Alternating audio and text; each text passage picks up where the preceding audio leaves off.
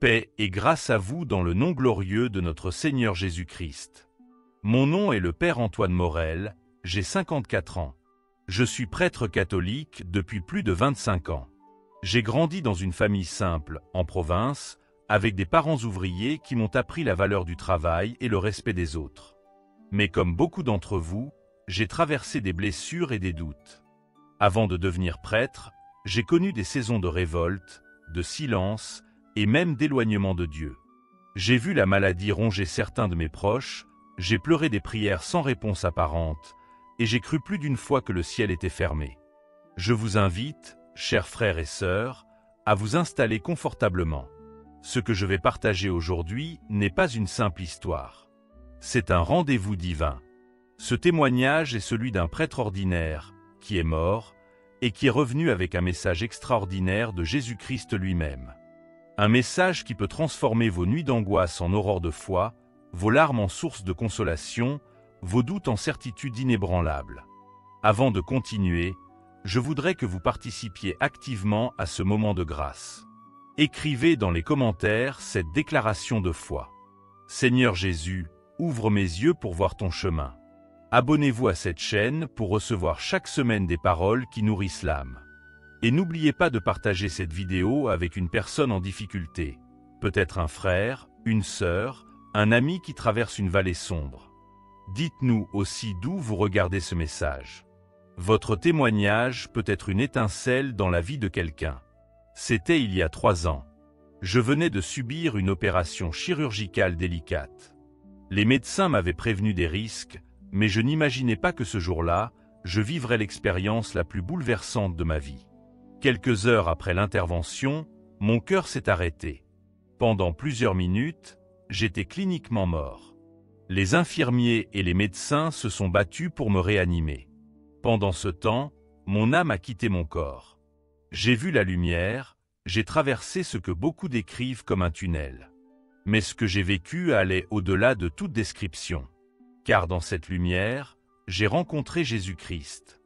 Et ce que Jésus m'a dit m'a bouleversé. Ce n'était pas seulement un message pour moi, mais pour toute l'Église, pour chaque croyant, pour vous qui m'écoutez aujourd'hui. Ce message était clair, simple, mais choquant. Mon peuple souffre parce qu'il ne comprend pas la puissance de mon silence et la vérité de ma présence. Maintenant, ouvrez bien vos cœurs, car je vais vous partager 8 signes et vérités spirituelles que Jésus m'a révélées ce jour-là. Ces clés expliquent pourquoi parfois nous traversons le silence, la douleur et l'incompréhension, mais aussi comment ces moments cachent en réalité la plus grande révélation de Dieu pour nos vies. Première, le silence n'est pas l'absence, mais la préparation. Il est difficile, pour l'âme humaine, de supporter les saisons où le ciel semble muet. Nous prions, nous jeûnons, nous supplions, mais rien ne se manifeste dans le visible. Pourtant, dans mon expérience avec Jésus, j'ai compris que ce silence n'est jamais vide. Il est semblable au sol d'hiver qui cache en lui des graines invisibles. Aux yeux des hommes, tout paraît stérile, mais dans le secret, la vie prend racine. Joseph en est le témoin éclatant. Pendant 13 années, il a porté l'étiquette de prisonnier, rejeté et oublié. Mais ce silence apparent était l'atelier caché où Dieu façonnait un futur sauveur de nations. Quand le jour fixé arriva, l'homme méprisé fut élevé au rang de gouverneur. Et ce qui semblait une injustice devint une préparation divine. La parole l'affirme, Psaume 27,14, « Espère en l'Éternel. Fortifie-toi et que ton cœur s'affermisse.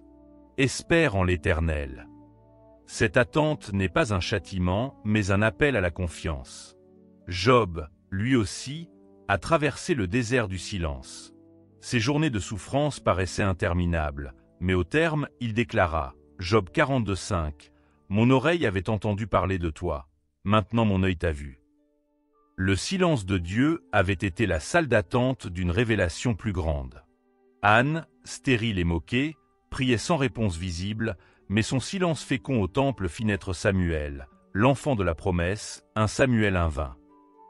Ainsi, le silence devient la matrice invisible où Dieu travaille à l'accomplissement de sa parole. Jésus m'a dit clairement dans mon expérience de mort imminente, « Antoine, quand je me tais, je prépare ton avenir. » Ce que nous percevons comme un désert est en réalité une incubation divine, un moment où le Père sculpte dans le secret ce qu'il révélera au grand jour. Celui qui attend avec foi découvre que le silence n'est jamais un vide, mais le prélude d'un miracle. Deuxième, la souffrance peut être une école céleste. La souffrance, dans le regard humain, paraît toujours injuste, insupportable et incompréhensible. Pourtant, dans la révélation que Jésus m'a donnée, j'ai compris qu'elle peut devenir un sanctuaire d'apprentissage, une école céleste où l'âme est façonnée. Dans cette vision, j'ai vu des multitudes d'âmes en pleurs, leurs visages marqués par des cicatrices visibles et invisibles. Mais Jésus m'a montré que pas une seule de leurs larmes ne tombait inutilement. Chaque larme devient un langage que Dieu comprend, une prière silencieuse qui s'élève comme un encens. Psaume 56:9. Tu as compté mes pas errants, recueille mes larmes dans ton outre, ne sont-elles pas inscrites dans ton livre? Job illustre parfaitement ce mystère. Dépouillé de ses biens, de sa santé et de sa famille, il aurait eu 1000 raisons de blasphémer. Pourtant, il a choisi de rester fidèle. Job 1:22. En tout cela, Job ne pécha point par ses lèvres. Sa souffrance est devenue le lieu où sa foi a été purifiée comme l'or dans le feu. Paul lui-même a parlé de cet apprentissage mystérieux. Romains 5:3-4. Bien plus, nous nous glorifions même des afflictions, sachant que l'affliction produit la persévérance la victoire dans l'épreuve, et cette victoire l'espérance. La souffrance est semblable à un désert aride. Dans le désert, on n'entend plus les bruits du monde, on ne s'appuie plus sur ses propres forces. On dépend uniquement de Dieu. Israël a passé 40 ans dans le désert avant d'entrer dans la terre promise, non pas parce que Dieu les avait oubliés, mais parce qu'il les formait à devenir son peuple. De la même manière, vos douleurs deviennent des salles de classe où Dieu enseigne ce que les bénédictions ne peuvent pas apprendre. Jésus m'a murmuré dans cette expérience. Les blessures que tu crois mortelles sont les portes par lesquelles j'entre dans ton cœur. Ce que nous appelons une cicatrice, lui l'appelle une porte. Chaque perte, chaque injustice, chaque déchirure devient une ouverture par laquelle sa lumière pénètre plus profondément. Ce que la souffrance détruit en nous, ce sont nos appuis humains, nos illusions et notre orgueil. Mais ce qu'elle construit, c'est une dépendance radicale à sa grâce.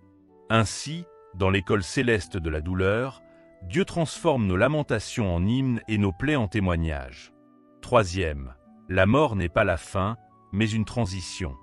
Lorsque mon cœur s'est arrêté et que je voyais mon corps inerte sur ce lit d'hôpital, j'ai compris une vérité qui bouleverse toutes nos peurs. La mort n'est pas une fin, mais un passage. Mon souffle terrestre s'était éteint, mais une conscience plus vive, plus claire que jamais, m'habitait. Tout était intensifié, la lumière, la paix, la certitude d'être toujours vivant. Ce que nous appelons la mort n'est en réalité qu'une porte invisible que nos yeux de chair ne perçoivent pas. Derrière cette porte se trouve la demeure éternelle que Jésus a promise à ceux qui croient en lui. Jean 14:2. Il y a plusieurs demeures dans la maison de mon Père. Si cela n'était pas, je vous l'aurais dit. Je vais vous préparer une place. L'apôtre Paul avait déjà discerné cette réalité lorsqu'il écrivait Philippiens 1:21, car Christ est ma vie, et la mort m'est un gain. Pour celui qui est en Christ, la mort n'est plus une perte mais une promotion, le franchissement d'un seuil vers l'éternité. C'est pourquoi Paul pouvait dire avec assurance, 2 Corinthiens 5:8, nous sommes pleins de courage, et nous aimons mieux quitter ce corps et demeurer auprès du Seigneur. Dans l'histoire biblique, Étienne, le premier martyr, a vu cette vérité de ses propres yeux. Alors qu'il était lapidé, il leva les regards vers le ciel et déclara, Acte 7:56, « Voici, je vois les cieux ouverts, et le Fils de l'homme debout à la droite de Dieu. » Pour ceux qui meurent en Christ, la mort terrestre n'est qu'un voile qui se déchire, révélant le ciel ouvert. Jésus m'a fait comprendre que craindre la mort revient à craindre une porte que lui-même garde ouverte. Apocalypse 21:4 confirme cette espérance.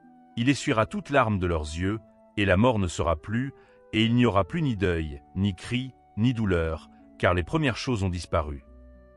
Ce monde est temporaire, mais l'éternité est réelle. Ainsi, la mort n'est pas l'effacement de notre existence, mais la transition glorieuse vers la véritable maison où Dieu nous attend. Quatrième, Le silence de Dieu est une arme contre l'ennemi. Dans la révélation que Jésus m'a donnée, j'ai compris que le silence, lorsqu'il est gardé dans la foi, devient une arme redoutable contre l'ennemi. Satan attend nos paroles imprudentes, nos murmures et nos plaintes pour s'en saisir comme d'un instrument contre nous. Mais lorsque nous choisissons de nous taire et de remettre notre cause entre les mains de Dieu, nous fermons sa bouche et brisons ses plans. C'est ce que Moïse a proclamé au peuple, au bord de la mer Rouge, encerclé par l'armée de Pharaon et prisonnier de la peur. Exode 14:14, l'Éternel combattra pour vous, et vous, gardez le silence. Leur silence n'était pas une fuite, mais une confiance totale en l'intervention divine, et ce silence précéda l'ouverture miraculeuse de la mer. Job, encore une fois, illustre cette vérité. Privé de ses biens, de sa santé et de ses enfants, il aurait pu maudire Dieu. Mais la Bible souligne, Job 2:10, en tout cela, Job ne pécha point par ses lèvres. En gardant sa bouche fermée aux accusations et aux murmures, il a résisté à l'ennemi qui voulait le pousser à la révolte. Son silence fut une confession de foi plus forte que des mots.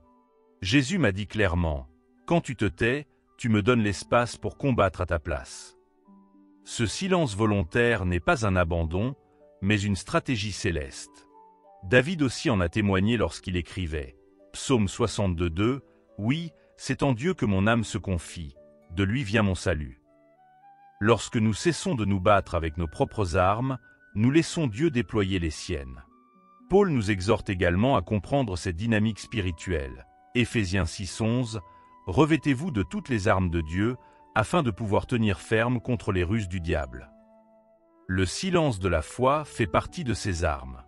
Tandis que l'ennemi cherche à provoquer nos réactions, nos cris de colère et nos justifications, le silence spirituel devient une muraille. C'est une déclaration muette mais puissante, ce n'est pas moi qui combats, c'est l'Éternel. Et c'est alors que les batailles invisibles se remportent dans le ciel. 5e. La foi est plus forte que les visions.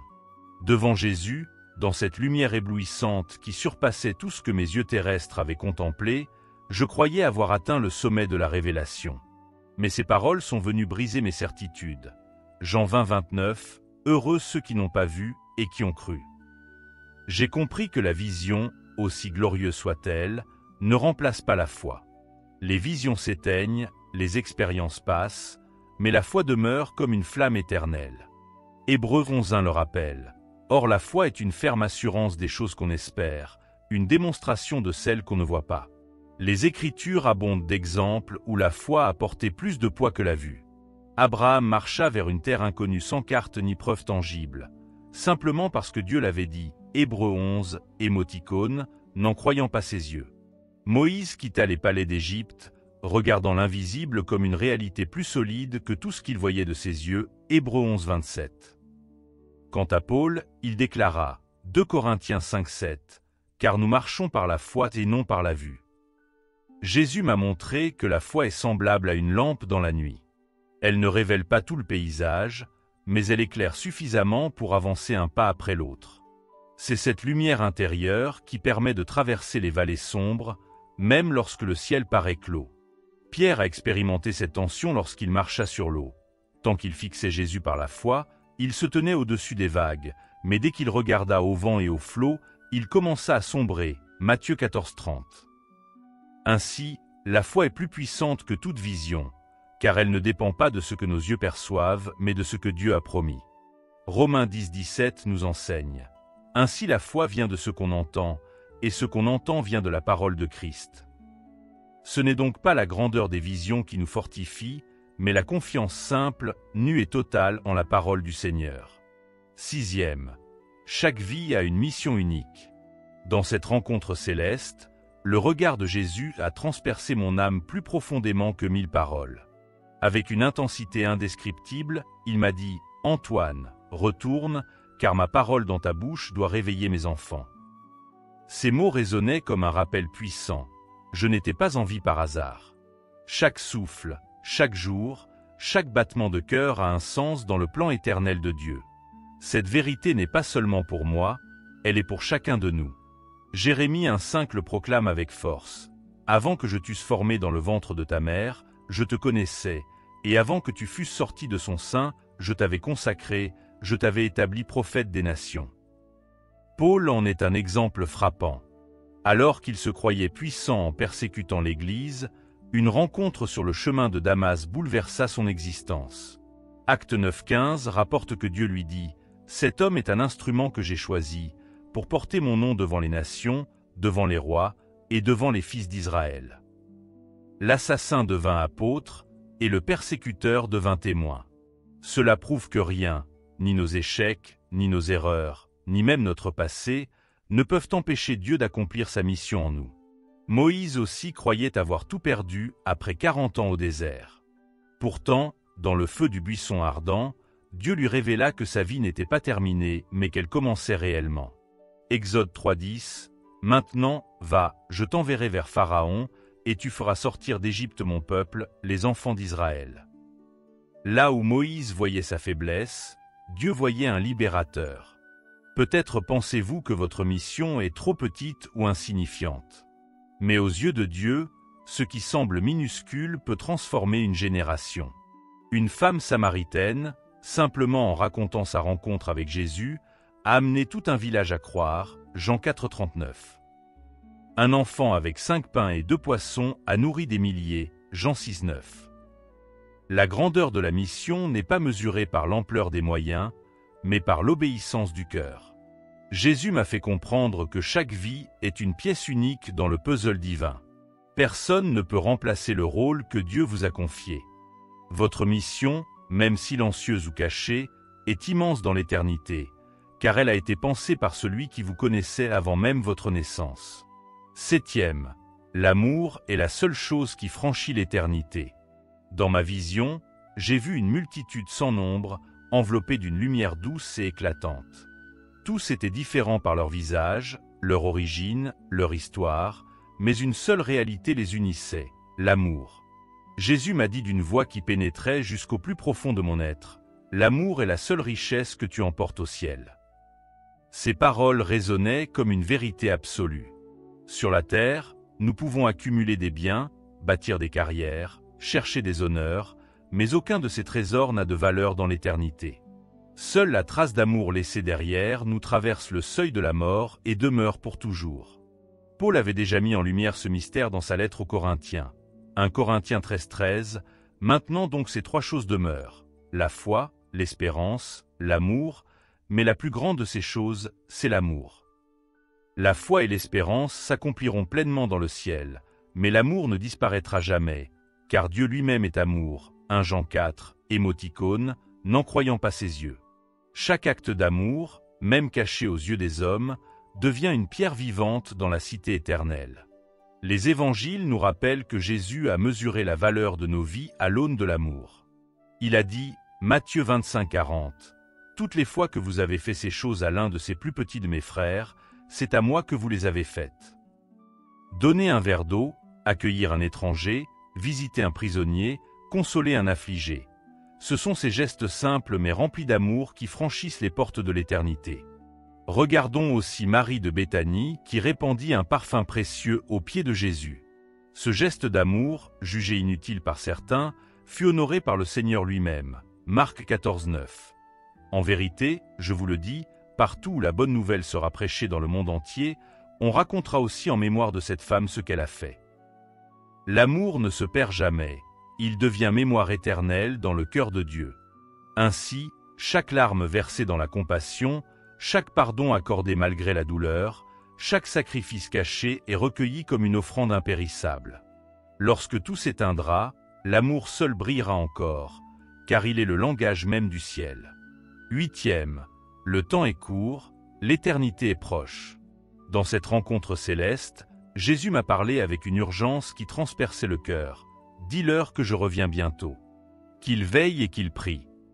Ces paroles m'ont fait comprendre que notre temps sur terre est comme une vapeur qui s'élève puis disparaît, mais que l'éternité, elle, ne connaît ni commencement ni fin. Jacques 4,14 nous le rappelle avec force.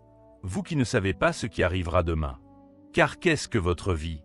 Vous êtes une vapeur qui paraît pour un peu de temps et qui ensuite disparaît. Le Seigneur m'a montré que l'attente n'est pas une passivité, mais une vigilance active. Matthieu 25 raconte la parabole des 10 vierges, 5 sages et 5 folles. Les vierges sages avaient gardé leurs lampes pleines d'huile, prêtes à accueillir l'époux à tout moment, tandis que les autres furent surprises et laissées dehors. Ce récit n'est pas une simple histoire, mais un avertissement prophétique. Jésus nous appelle à être parmi ceux qui veillent, ceux qui gardent la flamme de la foi et de la prière toujours allumée. Il a dit encore, Matthieu 24, 44, « C'est pourquoi, vous aussi, tenez-vous prêts, car le Fils de l'homme viendra à l'heure où vous n'y penserez pas. » La préparation ne consiste pas seulement à craindre son retour, mais à vivre chaque jour comme si ce jour pouvait être le dernier. Cela veut dire aimer avec urgence, pardonner sans tarder, annoncer l'Évangile avec ardeur. Paul écrivait avec la même intensité, Romains 13, 11, « Cela importe d'autant plus que vous savez en quel temps nous sommes. C'est l'heure de vous réveiller enfin du sommeil, car maintenant le salut est plus près de nous que lorsque nous avons cru. » Le temps terrestre est court, mais il est offert comme une semence précieuse que nous devons semer pour l'éternité. Ce que Jésus m'a fait ressentir, c'est que chaque minute compte. Non pas dans l'angoisse, mais dans la conscience que nous marchons déjà sur le seuil de l'éternité. Celui qui vit près ne craint pas son retour, mais l'attend avec joie, comme l'épouse attend l'époux. J'ai demandé à Jésus, « Seigneur, pourquoi m'as-tu renvoyé ?» Il m'a répondu, « Parce que beaucoup croient que je les ai abandonnés. Mais dis-leur que je suis plus proche dans leur silence que dans leurs cris. » Frères et sœurs, ce message est choquant parce qu'il nous révèle que le silence de Dieu est parfois la plus grande preuve de sa présence. Bien-aimés, si vous traversez une saison de silence, ne désespérez pas. Jésus est plus proche que vous ne l'imaginez. Vos larmes silencieuses sont des prières qui montent jusqu'à son trône. Je vous invite à répéter après moi cette prière. Seigneur Jésus, je crois que tu es vivant. Je crois que ton silence cache ta puissance. Aide-moi à persévérer, à rester fidèle et à accomplir la mission que tu as placée dans ma vie. Si vous avez prié avec moi, écrivez dans les commentaires « Mon silence et ma confiance en Jésus-Christ ». Abonnez-vous, partagez cette vidéo avec une personne en difficulté et souvenez-vous, Jésus est fidèle. La mort elle-même ne peut pas nous séparer de son amour. Que la paix de Dieu, qui surpasse toute intelligence, garde vos cœurs et vos pensées en Jésus-Christ. Amen.